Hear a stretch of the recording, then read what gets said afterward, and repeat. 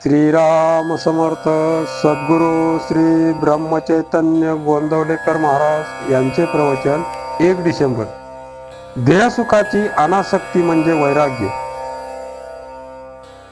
भगवंत असण्याची जी स्थिती तिचे नाव भक्ती, आणि हा सर्व विस्तार माझा नाही या बुद्धीने राहणे याचे नाव वैराग्य.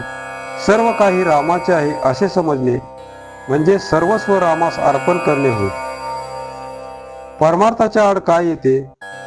धन, सूत, दारा वगैरे आड येत नाही, तर त्यांच्यावरचे जे ममत्व ते आड येते. वस्तूवर आसक्ती न ठेवणे हे वैराग्य आहे. ती वस्तूच नसणे हे वैराग्य नाही. एखाद्याची बायको मेली किंवा नसली म्हणजे तो विरक्त, आणि असली तर तो आसक्त असे म्हणता येणार नाही. बायको असून लंपट नसेल तर तो विरक्तच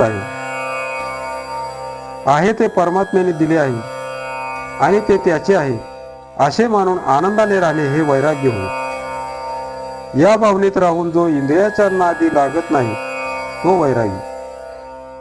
संसार हा नश्वर आहे हे ओळखून वागायचे आहे. तो टाकता येत नाही. त्यात राहून आसक्ती न ठेवली की तो टाकल्यासारखाच नाही का? फळाची आशा न करता सत्कार्य करणे हे भक्तीचे लक्षण आहे, आणि कर्तव्याच्या आड येणारी प्रत्येक गोष्ट बाजूला सारणे हे वैराग्याचे लक्षण आहे. आसक्ती न ठेवता कर्तव्याच्या गोष्टी करणे ही तपश्चर्या होय. देहसुखाची अनासक्ती किंवा हवे नको पण टाकणे म्हणजेच वैराग्य. खरोखर विचार करा, प्रपंचात मनासारख्या गोष्टी कुठे मिळतात? त्या मिळणे न मिळणे आपल्या हातातच नसते. अमुक हवे अथवा नको असे कशाला म्हणावे? असे न म्हणता रामाचेच होऊन राहावे म्हणजे झाले. जो रामाजवळ विषय मागतो त्याला रामापेक्षा त्या विषयाचेच प्रेम जास्त आहे असे सिद्ध होते. विषय बाधक नाही, पण विषयासक्ती बाधक आहे. भगवंताला प्रसन्न करून घेऊन नाशिवंत वस्तू मागितली तर काय उपयोग? नामावर प्रल्हादाने जशी निष्ठा ठेवली तशी आपण ठेवावी.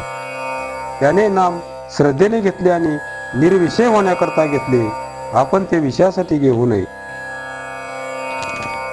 जगातले सर्व लोक सुखासाठी प्रयत्न करीत आहेत. शास्त्राचे पुष्कळ संशोधन होऊन इतकी सुधारणा झाली आणि त्यामुळे देहसुख पुष्कळ वाढले, पण मानव सुखी झाला नाही. आजारी माणसाचा ताप जोपर्यंत निघत नाही तोपर्यंत त्याचा रोग बरा झाला नाही. त्याचप्रमाणे मानव सुखी झाला नाही तोपर्यंत खरी सुधारणा झाली नाही असे समजावे. सध्या जगाला सुधारण्याचा आणि जगावर उपकार करण्याचा काल राहिलेला नाही. प्रत्येकाने आपल्याला तेवढे सांभाळावे. यासाठी भगवंताचे अनुसंधान चुकू देऊ नये. मग धोका नाही. सगळ्यांनी असा निश्चय करा की भगवंताच्या नामाप्रत्या गोष्टी ऐकायच्या नाही. जे मिळेल त्यात समाधान मानायला शिका. मी भगवंताचा आहे असे म्हटल्यावर सर्व जगत आपल्यावर भगवत रूप दिसू लागेल. यात शंका नाही. ही केवळ कल्पना नाही. आपण अनुभव घेऊन पाहत नाही. यासाठी नामस्मरणात आपण राहूया. आजचे बोधवचन: जगात भगवंता वाचून सत्य वस्तू नाही. ही ज्याची निष्ठा तोच खरा योगी. ज्ञानी आणि परमार्थी समजावा. जानकी जीवन स्मरण जय जय राम. श्रीराम जय राम जय जय राम.